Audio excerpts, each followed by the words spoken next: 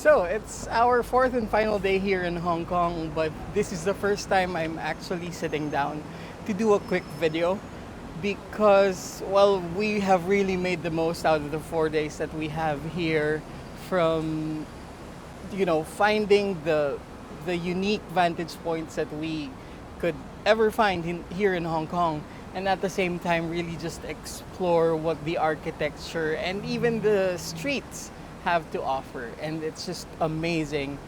At this point we are on our fourth day, but you know we didn't think that we would be able to do so many things in just 4 days. And that's actually why I wanted to do a quick video right now, because I just want to share some realizations, some learning points that we picked up while we were going around and while we were planning our shots. And this video is basically that, just some things that you should remember whenever you're traveling, not necessarily for cityscapes or for landscape photography, but in travel photography in general.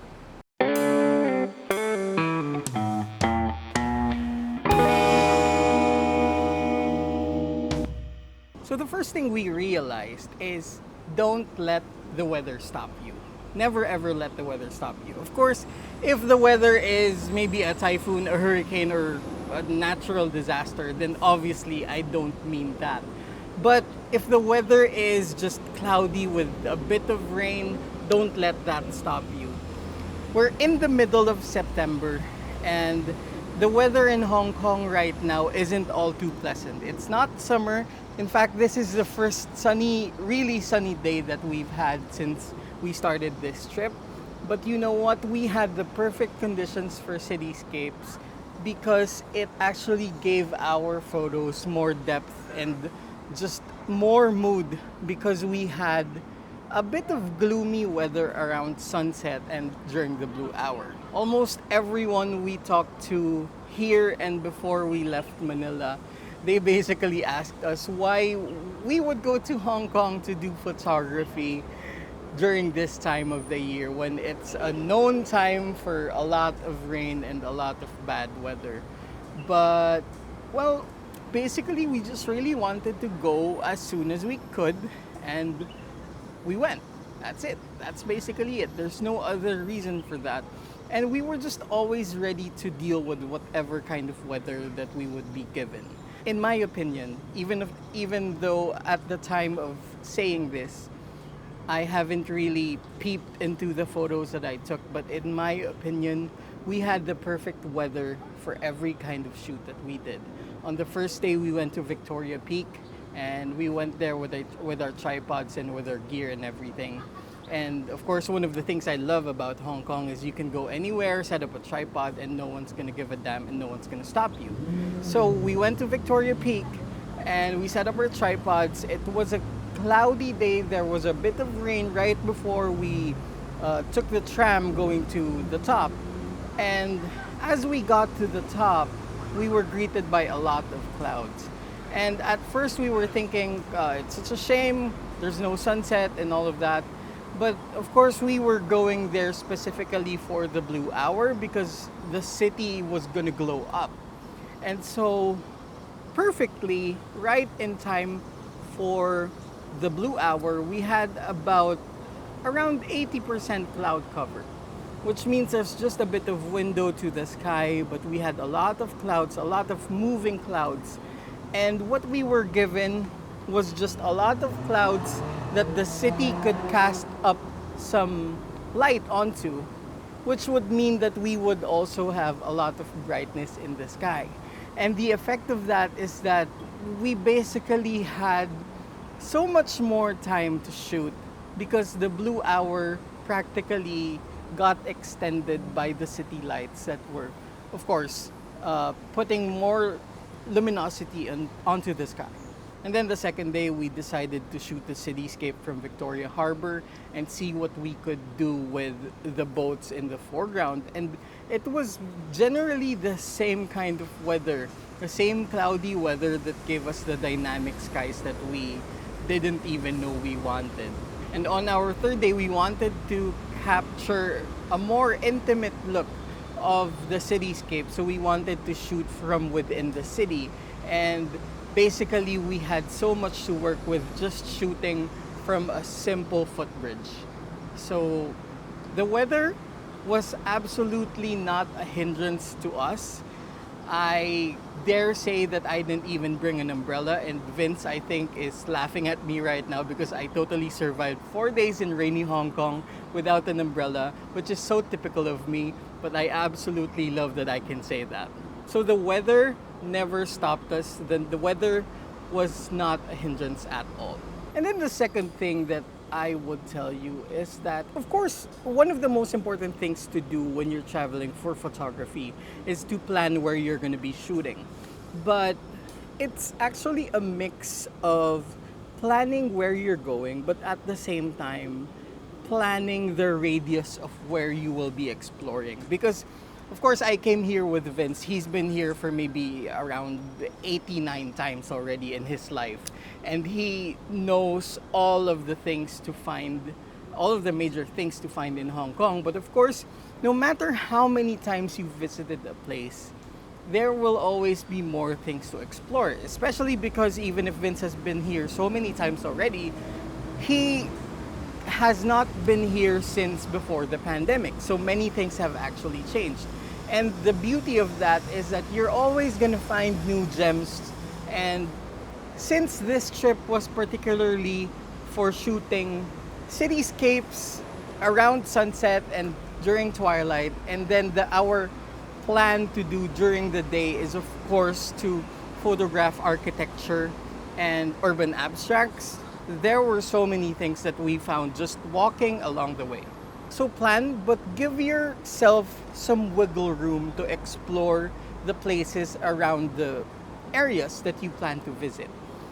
Honestly, we went here with just general ideas of where we want to shoot, but we didn't come here with a strict itinerary of what we were going to do on a particular day. We would have breakfast and then ask ourselves, okay, where are we going to go? And I think that's just a very nice way of approaching planning your travels, because you have a lot of free room to, just explore and to be flexible with your itinerary so that you're not actually too strict with yourself and you're actually able to be free as a traveler, as a tourist. And I guess that leads to my third point, which is never forget to be a tourist.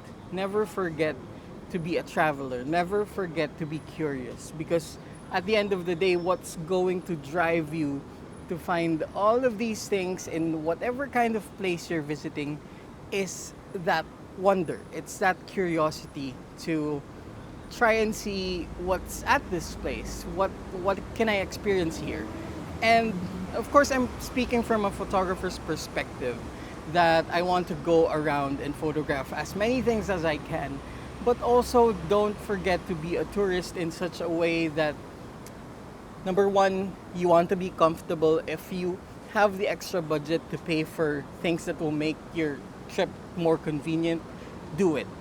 Number two, enjoy the food, because you have to eat anyway. So look for nice places. It doesn't really have to be expensive places, but look for places that you will enjoy as well, because it's also part of the experience. And at the same time, look for things that will make you happy in the city that are also outside of the realm of photography. And for me, honestly, that was just going around looking for coffee shops to try out, because of course I am a big coffee addict, and being able to go around and sit for a few minutes, also kind of like pit stops for us at coffee shops, was a really good idea. And lastly, one of the things that I always do whenever I travel, and something I also did here, is try and connect with people whom you might know from the area. Look for people that you might be able to meet along the way, maybe spend an hour or two, and meet people that you have met before, or people that you work with remotely, and people whom you've just had a bit of connection with.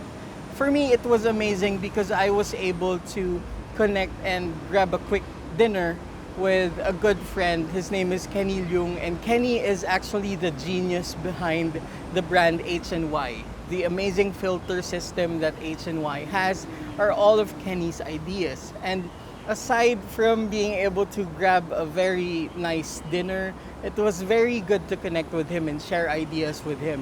One of the reasons why I love HNY is because Kenny listens to photographers and rely on the feedback that the users give, and then takes them and turns them into actual products that will help photographers in our workflow.